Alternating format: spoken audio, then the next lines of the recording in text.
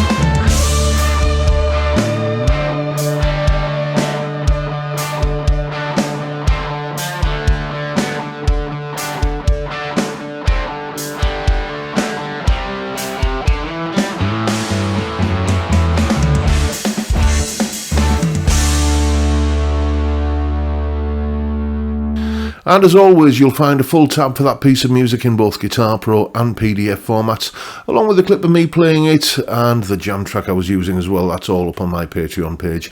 There's the address, link in the description. As I'm sure you know by now, it's $3 or about £3 a month to get access to all of these additional bits and pieces and resources and goodies that go along with these YouTube videos. And of course, a massive thank you to everyone who supports me in that, or any of the other ways, all of which are down in the description. A little bit more housekeeping. The settings, the crunchy riffy bits were on the Blue Guitar Amp 1 Mercury Edition Vintage channel. The clean parts were on the Blue Guitar Amp 1 Mercury Edition on the Vintage channel. I was just messing around with the guitar's controls. Tell you more about that in a second. For the shouty high gain lead parts, it was the Blue Guitar Amp 1 Mercury Edition, but on the classic channel with the boost engaged. Really nice, I think, fat classic rock high gain sort of sound. Mentioned the controls on the guitar. Let's hold it up here. What we've got are on the 2 volume controls, we've got single coil switching for the appropriate pickups. So, you know, neck volume turns the neck pickup into a single coil. Bridge does the same for the bridge. On the neck tone control, we've got another push-pull there, and that gives us the kind of Peter Green-esque out-of-phase sound in the middle position. In that demo piece there, the clean lead was on in the humbucker mode with the that out of phase thing kicked in, and the rhythm guitar, like the kind of arpeggiated chordy bits on the clean sound, that was again in the middle position but with the single coil switching activated. And you know, plenty of jangle there, plenty of Telecaster-y sort of single coilness. Really impressed with how these pickups sound when you chop them in half to get that single coil sound. So that's kind of what I was doing there. Let's have a little bit of a look at some weights and measures for this guitar. There's something here that doesn't quite match with the published spec of the guitar. I'll tell you about that in a moment. There we have weight of 3.4 kilos, so you know, not super light, but you know, it's I would describe this as on the light side of medium. DC pickup readings on these Alnico Classic Pro pickups. We've got 7.86 on the bridge, 7.56 in the neck, and in the middle 3.85k. The neck is described as a custom C, and you can see the 1st and 12th fret neck profiles there, and the, as expected, 12-inch fretboard radius. The published spec, and you can just go onto Epiphone's website and look this up, states that the nut width is 43mm. Well, my caliper begs to differ. I measured this a number of times and it kept coming out at 41.3. It does feel kind of quite narrow and you know, not cramped, but you know, there's not a lot of space. Ever since I had my little finger accident, I've preferred a little bit more width down here, and I did notice that it was you know, there wasn't a lot of leeway between strings. I had to be a bit more careful, but it's still playable, you know, even like, you know, if you've got big fat gammy fingers like me, you can still kind of persuade them into the right place, but it's not the 43mm as stated on Epiphone's website, as we can see. This colour, yes, let's talk about the elephant in the room, the paint job. This is described as Purple Passion Metallic, and it is straight out of the Katie Price Liberace Footballers' Wives interior design, you know, kind of playbook, isn't it? David is a self-confessed magpie. He loves anything that's a bit sparkly and a bit blingy. I, on the other hand, tend to err for something that's a little bit more restrained.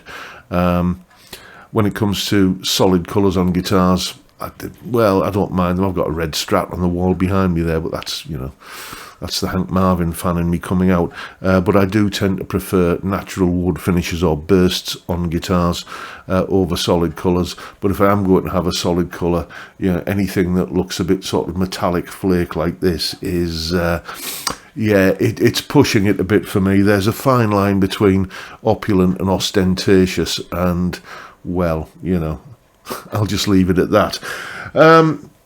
So what do I think of this guitar then? Well, it's a nice guitar. I had a little bit of a look into prices for it and everything, and as I was before I did that rather, I was thinking, yeah, how much is this going to be worth? How much would one of these cost you? I know Epiphone prices have been kind of, you know, getting a little bit higher lately, so I'm thinking this guitar here is probably going to be somewhere just a little bit north, just a wafer thin mint north of 500 quid, you know, 500 plus change. Well, you know, Gay for Music have got them in for 399. And if you fancy this one of these guitars, I would advise you to jump on that straight away, because they are out of stock. You know, Tourman have got their usual, you know, in stock in 8 to 10 weeks, and then 8 to 10 weeks later, you know, it's still saying 8 to 10 weeks. You know, and plenty of other places have got them listed on the site, but currently out of stock. So, you know, if this sort of thing floats your boat, then, you know, 399 quid. That's just kind of tickling the top end of what you would pay for a Harley, one of the upper end Harley Bentons. You know, some of their kind of more high-end models are 300 plus change. Granted, with those you get the stainless frets, but you know, I mean, that matters to me. I'm addicted to stainless steel frets, but I know some people go, stainless steel? Nah, don't care. So if that's you and you like the look of this guitar, and you know, if you want the degree of authenticity that comes with, you know, a certain Gibson related name on the headstock, then, you know, there's a lot to like about this guitar. I don't like the colour. I might have mentioned that, but every other thing about this guitar, the versatility, the neck profile, the low action that it's got. It's when David loaned me this guitar initially, it did have a bit of a high action, but I've lowered it for him. I'll give it a little bit of a setup, and often when a guitar has got an unnecessarily high action, I'm thinking, what fret problems are they hiding by doing that? But none. You know, I've had a good old rattle around on this guitar today. No bends choking off, no dead spots, no fret buzz, nothing. And the action is, as I think I reported on Thursday, let's just check it again now. The action on this guitar is at the 12th fret, 1.5 millimeters. That is right in the Goldilocks zone for me. Plays nice, lots of versatile sounds. You know, if you've seen Thursday's video, then you'll know the situation that people ask always about SGs. Does it neck dive? Yes, it does. It's an SG. You price that in when you're thinking about buying an SG. If you get an SG that doesn't kind of head towards the floor, headstock going towards the floor, then, you know, you treat that as a bonus. But, you know, yes, it's an SG, so it's got a bit of neck dive to it. A grippy, thick leather strap or wide leather strap will sort that out. On the whole, I really rather like this guitar, apart from the colour, but I'm not going to bang on about that any more than I already have. Like this guitar, plays nice, sounds good, lots of versatile tones. Apart from the colour, what's not to like? And that is my review of the Epiphone SG Muse. Make of it what you will. Hope you've enjoyed the video, folks, and found it entertaining, useful, and hopefully informative as well. And if that's the case, please hit the subscribe button and the notification bell if you haven't already done so. And why not drop me a like as well while you're at it? And don't forget the live stream every Friday, 5 PM UK time, where we just have a beer and a chat, basically. It's a great chilled out way to kick off the weekend, and I'd love to see you there if you can make it. But for now, I'll bid you all a good day and say thank you so much for watching. Thank you for your time. Look after yourselves, folks. Stay well, stay safe, and above all, stay sane. Bye for now.